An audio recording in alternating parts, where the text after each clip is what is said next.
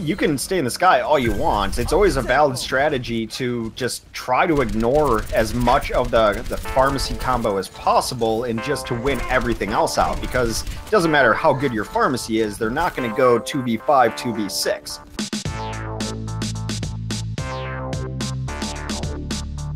What's going on, everybody? It's FREEDO here for Your Overwatch. That entry clip was actually from the caster Hexagrams, who casts on the Curse Twitch channel for the Overwatch Monthly Melee, which just concluded a few days ago for the April event. And I thought it was interesting that the way Hex explained countering Pharah, or at least one possible strategy to do so, was almost word for word what I said in a video a couple weeks ago. And I highlight this not to just beat you guys over the head with the idea, but a lot of people in the comment section responded very sharply as if I had said the sky was green. Ignore the Pharah? FREEDO, are you crazy? That's the dumbest idea I've ever heard.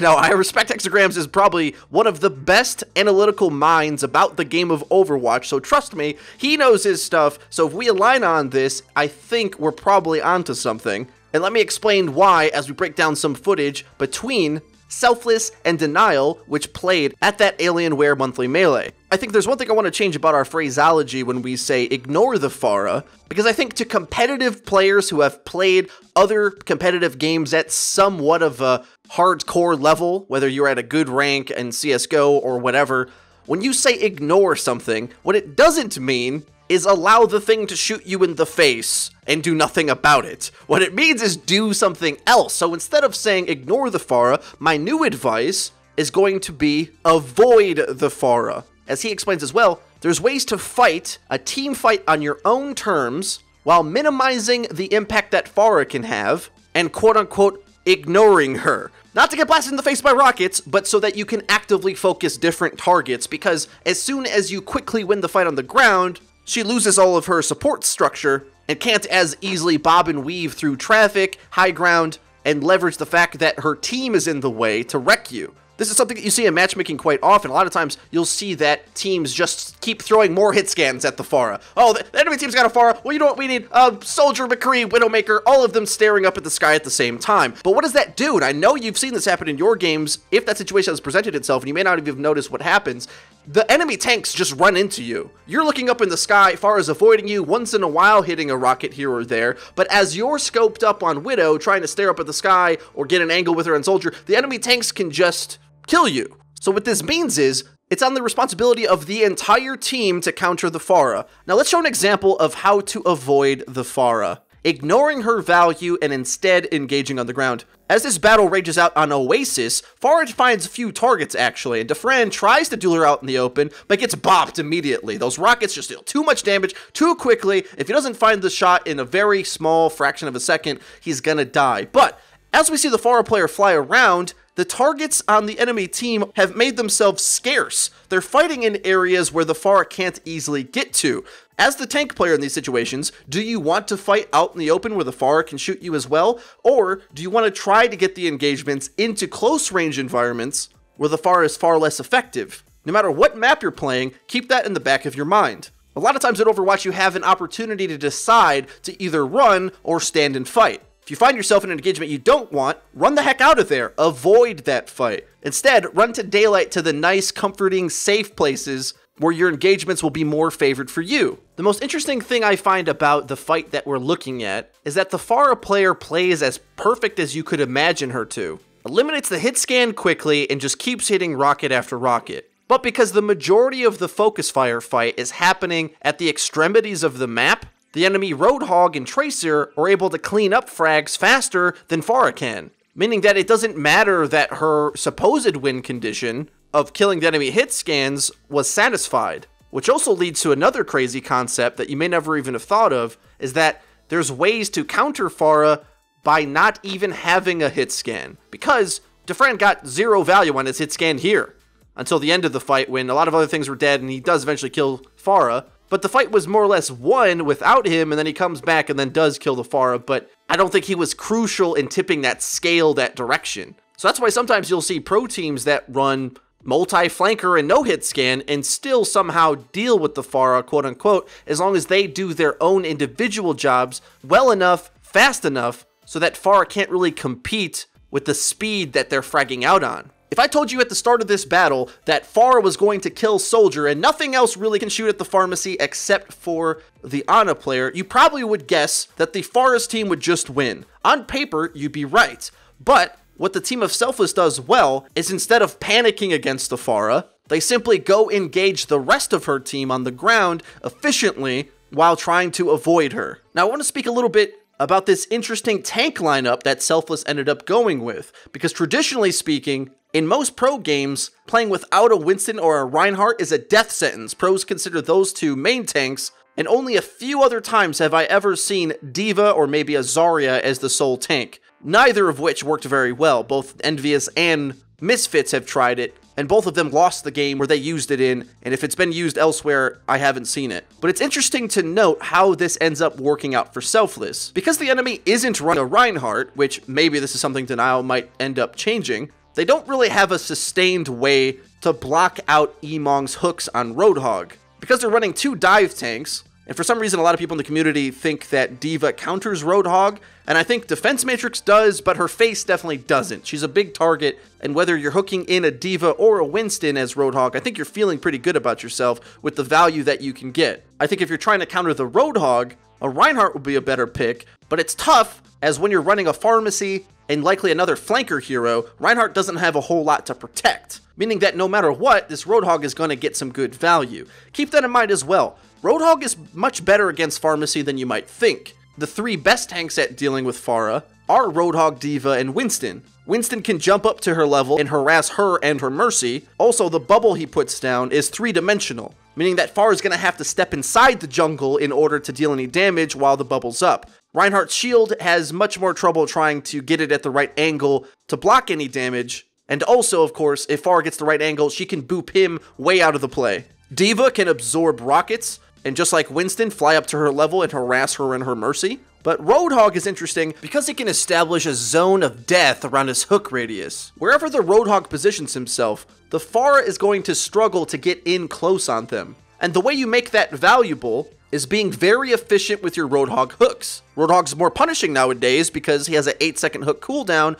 but if you don't whiff those hooks, and you're landing them on anything, whether it's the enemy heroes on the low ground or the few times where the Pharah or Mercy dares gets too close to you, you're gonna have a good time. Pharah isn't very efficient at killing Roadhog. She'd much rather be shooting at a squishy target that she can delete. Now, the genius thing about this composition that doesn't have a Reinhardt or a Winston is that it's specifically tuned to counter the enemy team comp. Normally, you're gonna get punished severely for not having a main shielding tank. But since the enemy DPS threats are flanky in nature, it's much better to have D.Va handle the majority of damage denial than have Kresnik be on Reinhardt, where he's more or less just a pinata for the enemy team to whack whenever they want, as they just swarm around him. It's not like he can really set up his shield to engage properly against the flanker heroes, and I would consider Pharah to some degree a flanker hero as well. She's in some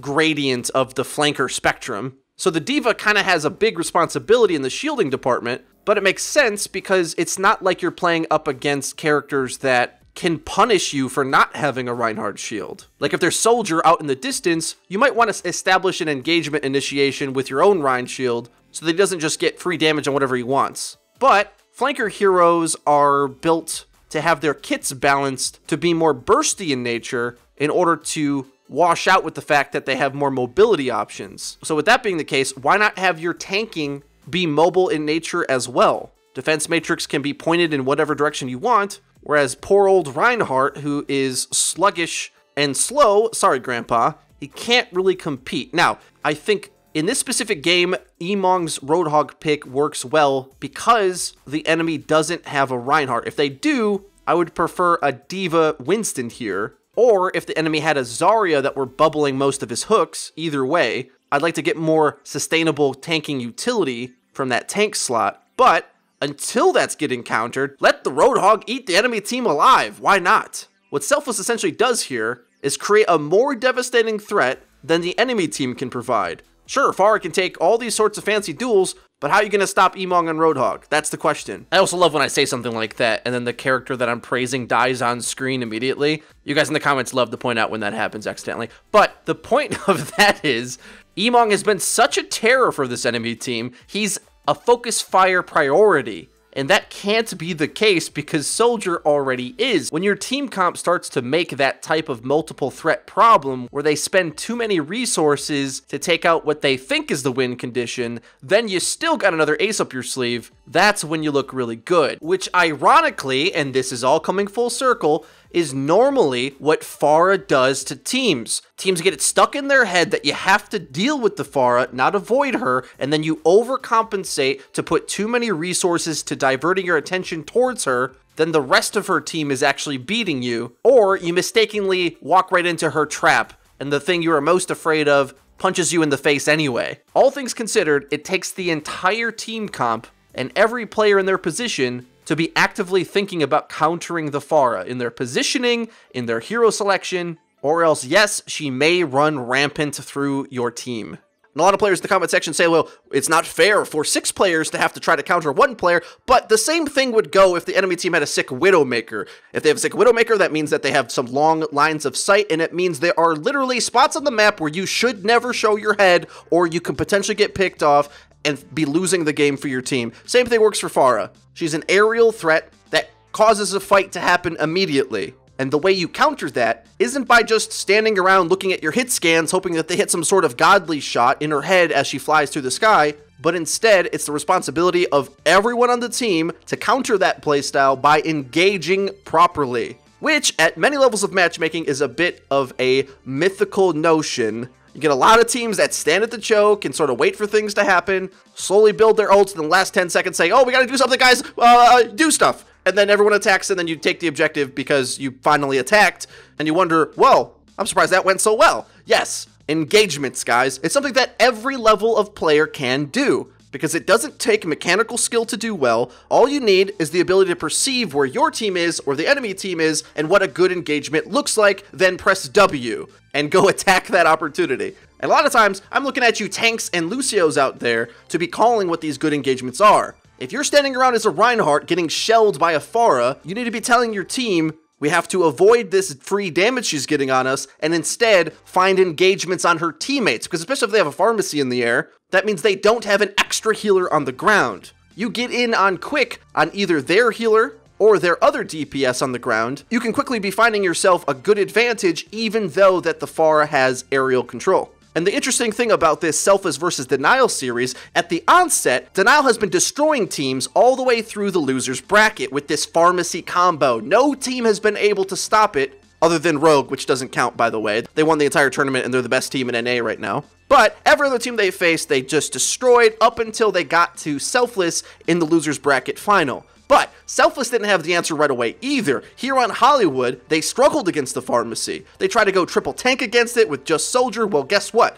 Pharah can pick out Soldier like nobody's business. Any target Pharah wants to duel, she can duel because she has a jetpack. She can get to whatever battle she wants. The purpose of playing tanky heroes is to create an engagement barrier, more or less, between the enemy's DPS from hitting your squishies. So if you can't keep your squishies alive, those tanks are redundant. Now I showed this Hollywood game out of order, actually. We saw Selfless on the attack lose horribly and then the round was over, but let's look at their defense, which wasn't very good either. As the engagement breaks out, Pharah gets the complete control over the air, and it's very difficult for the Soldier to get an angle. So many things in front of him, can't even really have time to look up without taking damage himself, and there's a very critical key component with this triple tank lineup that has to be churning out value or else it is going to lose, and that is the off-tank position. If you have a Roadhog here, he needs to be getting hooks early, and unfortunately, his kills come in after the Soldier's already dead, which is too late. Pharah is able to quickly just focus on the Soldier whenever he comes back out to play. The tanks fall slowly, there wasn't really much of a ground defense, and the Pharah just is able to kill everything. This looks like many matchmaking games to me. A lot of defenders just standing around, taking battles that aren't really committed fully. Instead, what you need to do is get in on these engagements fast and have your tanks battle and trade out so that you buy space for your ranged DPS to be able to shoot at the Pharah. To some degree as well, if you can't have your soldier stand up and stay alive against the pharmacy, you could literally have him be any other character that doesn't shoot the Pharah at all, and just deal with the engagement on the ground, and get better value than this situation. I'm not joking when I say, put a Reaper, put a Sombra, put a Tracer, put anything that can avoid the Pharah into this lineup, and you're gonna see better results. Also, I think Selfless makes a key mistake here, in that they don't pocket Defran. For this Diva pick to have any value whatsoever, it needs to be eating up these rockets. If you're gonna have any of those tanks in play, it needs to be sitting on your soldier so that he doesn't take damage to the face. Reinhardt, Diva, and Roadhog all kind of split off in their own fights on the low ground. Nothing's really dying quickly enough because tanks don't do that much damage unless Roadhog hits a sick close range shot, of course, especially after a hook. But other than that, they're just meaty targets that stall out the fight. Instead, get the Diva or even the Reinhardt to stand right in front of the soldier so the Pharah can't just have her way with him. So, that engagement didn't go well at all for Selfless, but don't worry, they are going to pick up the slack, and what at the start of the series looks like an unstoppable pharmacy force from Denial, they actually are going to be forced to switch off the combo by the 5th map, which Selfless ends up winning. Spoiler alert, Selfless wins. The next engagement we're going to look at is on Gibraltar, which is the very next map. The colors did swap, by the way. Not to confuse you, Denial's now the blue team. Now on attack here, Selfless is able to dictate where they fight a little bit better. They're not able to get spread apart like they did on the Hollywood defense. And here, even though they have the pharmacy in the air, who does get a kill on the outside, there's so many tanks fighting things down here at the bottom on the low ground that it's really difficult for Pharah to commit in that area. Big mistake by Denial, really, that they're not setting up their Pharah to succeed, really. And so many things fall victim to Emong's Roadhog. And that's going to be a running staple and a theme with how this Selfless composition is able to overcome the Pharah. Emong's Roadhog kills things on the ground quickly. And I'm going to go as far as to say, in your matchmaking games, I suggest that you find something that can emulate this result.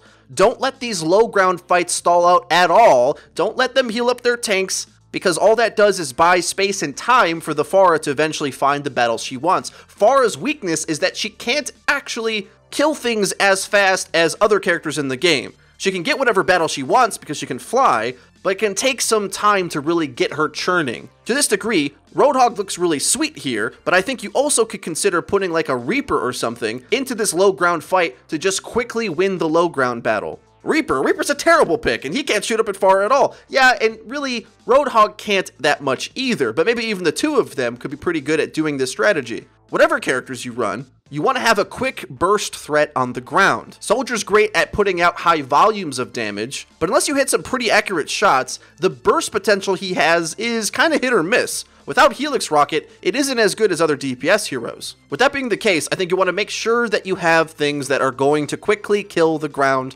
or absorb a lot of the effect of the Pharah. By having a Diva try to focus on her one-on-one and absorb most of her rockets with Defense Matrix. Now, despite having a pretty good advantage going into the last section of Gibraltar here to potentially finish the map, Denial's whittled down to 2 minutes on the clock. And although Pizza has won quite a few duels against Defran, which is surprising by the way, because Defran is arguably the best soldier player in the game, to be honest, this time, when Pharah comes around the corner, there's also a friendly Lucio there to aid the soldier. What did I say before? You cannot let Soldier get zoned out and isolated by himself. Lucio's there so he can speed boost or heal pocket the Soldier and provide that additional value into the investment of the Pharah duel. Remember, they're putting 2 characters into that combo, Pharah and Mercy, making her a lethal force. Lucio can work pretty well there, but also in your matchmaking games, because teams aren't as coordinated and Lucio is a bit less of a valuable pick because a lot of teams don't know how to play around him, especially I think on defense when you're playing so static that you're not really going to be chasing after kills too much,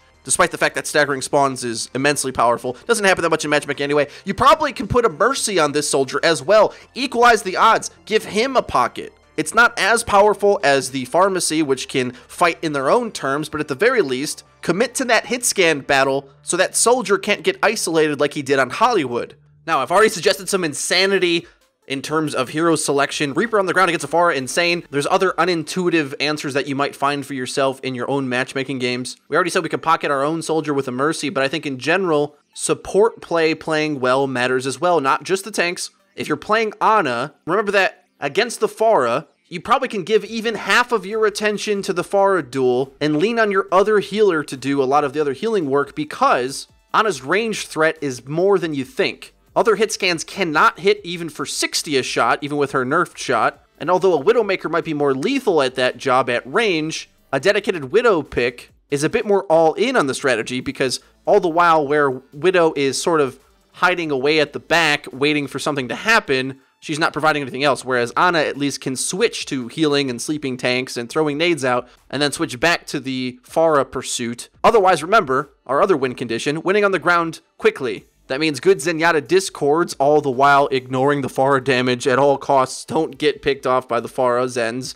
Hide from those big ranged angles and just be happy with the fact that you have orbs out. It's a big percentage of your damage. Don't tunnel vision on fighting too much. Mercy as well, as long as those damage amps are pocketing your strongest DPS. For that matter though, go crazy with it. Depending on the map, whatever hero that you can think of that you're good at playing, if you get them in engagements that avoid the Pharah, it can still be good. I say Reaper because Reaper's one of my best heroes, right? And I think it's like jarring to the ear to think about something that cannot really duel Pharah in the air at all, but instead avoids her. But in the same way, if you're able to set up a Bastion, a Junkrat, Roadhog, or Risa, whatever character that can just output a lot of damage that way, the win condition is getting them in an engagement where the Pharah can't go. I like the Reaper pick because he plays inside a lot of the time, and he's shifty, and he get places and can carefully do that. If you're a good Tracer or Genji, that works as well, but you have to know, gotta be doing damage quick. None of this poking and kind of like tentative Tracer Genji play. You gotta really be getting engaged quick. And I think that's where like Discord orbs from Zenyatta can help as well. Get things down quick, focus fire fast. There's no time to waste. When the engagement's on, commit fully, even if it means some of you might have to die. The worst thing that happens in matchmaking is that players play to not die instead of committing to the engagement so that you can win it. You gotta take some risks in these fights. Avoid damage from the Pharah at all costs, but engage in on the fight that you want to be in. Sometimes it means you're gonna lose it, but if you're all playing towards that aggressive focus together, which is even possible with matchmaking players, believe me, you're gonna see a lot better success than if you stand around waiting for the engagement to happen, giving the Pharah the ability to do whatever she wants. Now, what I know is going to happen, undoubtedly, is that a lot of people in the comment section and some people in the community are going to not hear exactly what I'm saying, and instead only pick out, FREEDO says Reaper counters Pharah, isn't he a moron? Don't hear that. If you actually want to learn, pay attention to what I'm exactly saying. If you engage in spots where Pharah can't fight, it doesn't matter what hero you have. Far too much of the community's drive to understand Overwatch is on their attention to the hero select screen, which does matter. You want some ability to deal with the enemy's characters, but instead of trying to construct some comp that just wins by selecting it, instead remember that play is always bigger in the win condition than team comp. Said that in videos before. I've sarcastically said that team comp doesn't matter, but even in those past videos, if you paid attention then as well, the point was it doesn't matter in comparison to play, and that is incredibly evident in the anti-Pharah game. Junkrat gets countered by Pharah, yes, but if you can construct me a way where Junkrat is killing the enemy team's other characters more efficiently than Pharah can either kill him or his team, you've created a winning environment. Now, it's not possible to do this on every map, but it's important that you remember that this is your goal. Some maps Pharah is going to be stronger on than others, so be looking out for those areas where you can indeed avoid her. And if you can lure the enemy into fighting there, that's where you need to focus more of your attention. Not fighting the main fight badly and letting Pharah exploit the chaos of the fight. That's exactly what she wants, and that's what happens so often in matchmaking from what I've noticed. So far, we've learned two lessons. If you're not in the Pharah duel, you have to quickly and efficiently engage the things on the ground and win that battle, despite the Pharah being able to get free damage over the top. You have to find a way to deal more damage to the things on the ground quicker than she can deal from above, which isn't that hard to do, by the way, because she only shoots one rocket a second. Many other characters shoot much more efficiently, much more quickly. The other option, of course, is if you are going to set up in a defensive posture, you better make sure that your soldier has his support. Because if he gets isolated, Pharah can very easily have her way with him. Don't expect him to be able to battle her on his own. Soldier's good at holding a position and peppering from afar. He's not actually a great duelist. When things get up in his face, there's a lot of characters that he is afraid of. He'd much rather pepper you from afar with damage rather than have something actively in his face. I think one of the mysteries that really throws a wrench to most Overwatch players is when they play against a good Pharah who targets the right thing immediately. What they don't realize is Pharah has the ability to do that through the movement in her kit. But there's so many other characters that also do that. So you might look at Pharah and say that she's like this easy hero that gets to do whatever she wants to your team. But I think what players forget is the tools that they have to create those rock, paper, scissors environments for themselves as well. This is a difficult video to make because there's so many different layers to it, right? I could even go down another path where we discuss how to set up a Widowmaker against a Pharah. What would you want to do there? Well, to create as much distance between your Widow from contact of any sort. That way, she can own the airspace with her scope and shoot the Pharah out of the sky. Now, the problem is typically when you do that and you stretch out the field, Pharah's mobility